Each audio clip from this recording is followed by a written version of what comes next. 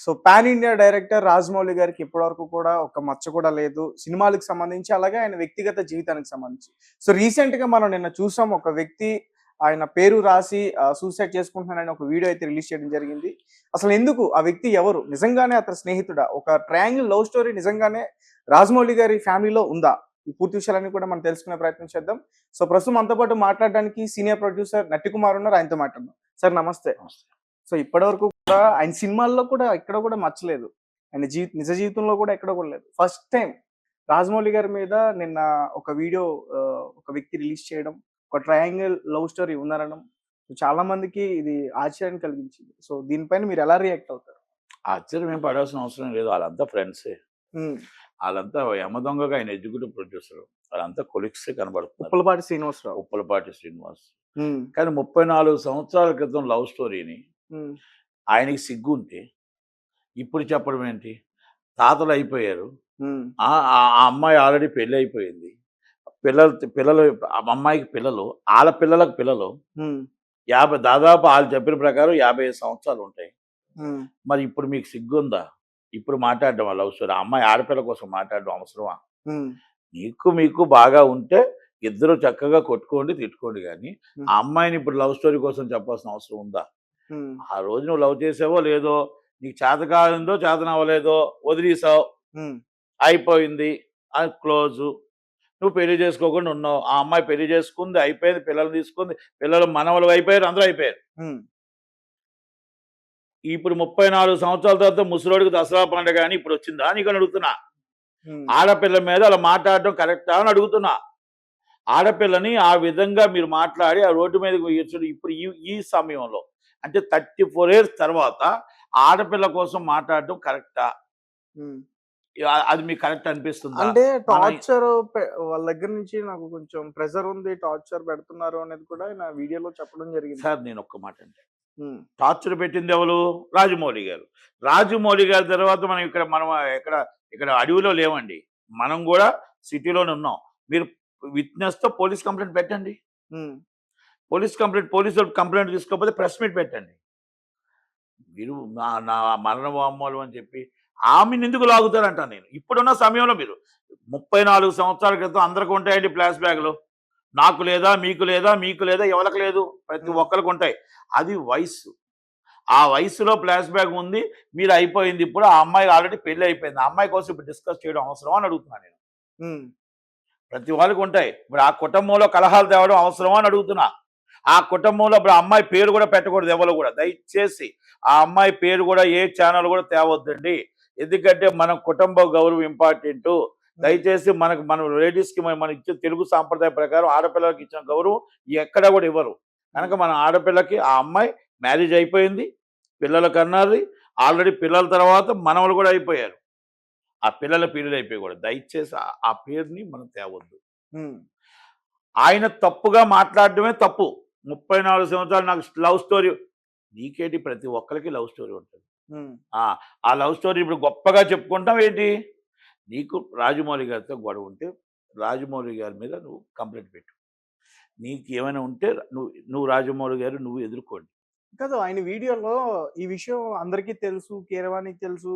విజేంద్ర ప్రసాద్‌కి గూడా తెలుసు. అందరికి సార్ తెలుసు. అందరికీ తెలిస్తే 34 సంవత్సరాల నుంచి తెలిస్తే ఏముంది? నీకు తెలుసు మీరందరూ ఒకటే గదా! హ్మ్. ఒక గూటి పక్షులే కదా! హ్మ్. ఒక గూటి పక్షులే, ఒక కుటుంబ సభ్యులే కదా మీరంతా. మరి ఇప్పటిదాకా మొన్నటిదాకా మరి ఆయనకు తెలుసు, ఈయనకి తెలుసు అని మీకు తెలుసు కదా! మరి మీరున్నారు కదా! మరి అప్పుడు పెట్టలేదు బయట ఇప్పుడెందుకు పెట్టారని అడుగుతున్నా. హ్మ్. అంటే ఆ రోజు రాజమౌళి డైరెక్టర్ కాదనా? రాజమౌళి అసిస్టెంట్ డైరెక్టర్ కాదనా? విజేంద్ర ప్రసాద్ గారికి కూడా పాపం ఏమి సినిమాలు లేవు. హ్మ్. అంటే ఈరోజు టాప్ డైరెక్టర్ నేషనల్ డైరెక్టర్ అయ్యాడాయన. International director. హ్మ్. ఇస్ ఆయన గుడ్ పర్సన్. ఓకే. మీకు ఇంటర్నల్‌గా ఏమైనా ఉంటే తప్పులేదు. కానీ ఆడపిల్లల్ని తీసుకురావద్దు అని అడుగుతున్నాను. నేనేమంటున్నానంటే ఆడపిల్లని ఇప్పుడు ఈ సమయం తీసుకురాకూడదు. 34 సంవత్సరాల క్రితం నీకు జరిగిన అన్యాయానికి ఆయన జరిగింది మీ ఇద్దరిది ఇంటర్నల్‌గా మాట్లాడకూడదు. ఆడపిల్లని ఎందుకు తీసుకొస్తారు అని అడుగుతున్నా. అంటే ఇందులో తప్పు రాజమౌళి గారిది గూడా ఉంది. సార్ నేను లేదు అనట్లేదు, ఉంది అనట్లేదు. హ్మ్. ఉంటే మీరు ఇంటర్నల్‌గా తీసుకోండి. ఆ ఆడపిల్లని మీరు ఎందుకు తీసుకొస్తారు? ఆ అమ్మాయికి పెళ్లి అయిపోయింది. పిల్లలున్నారు. పిల్లల తర్వాత ఆ పిల్లలకి పిల్లలున్నారు గదా! హ్మ్.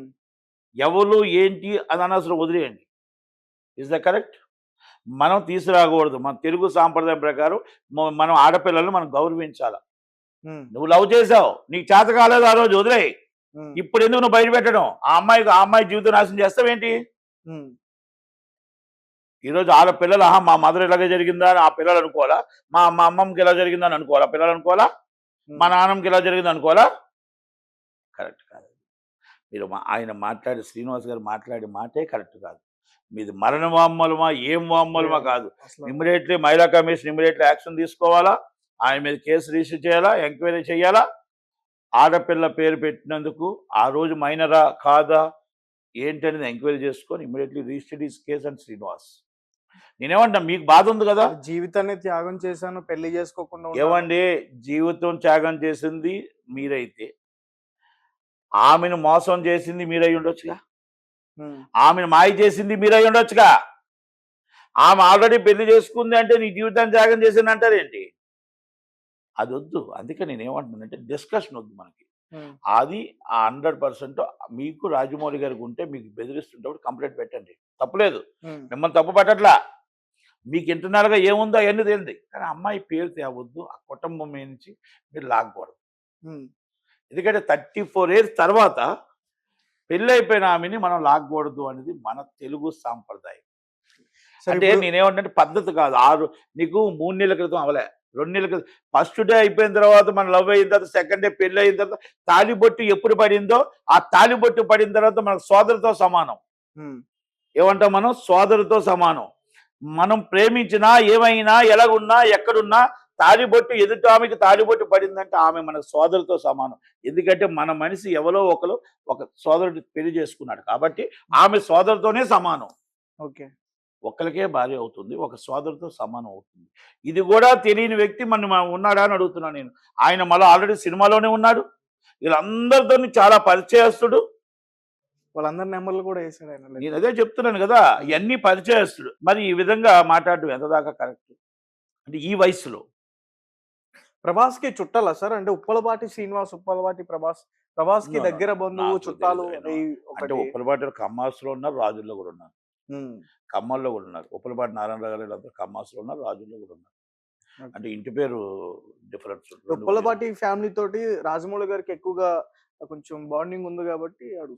అదే అంటే ఖమ్మాల్లో ఉన్నారు, రాజుల్లో కూడా ఉన్నారు.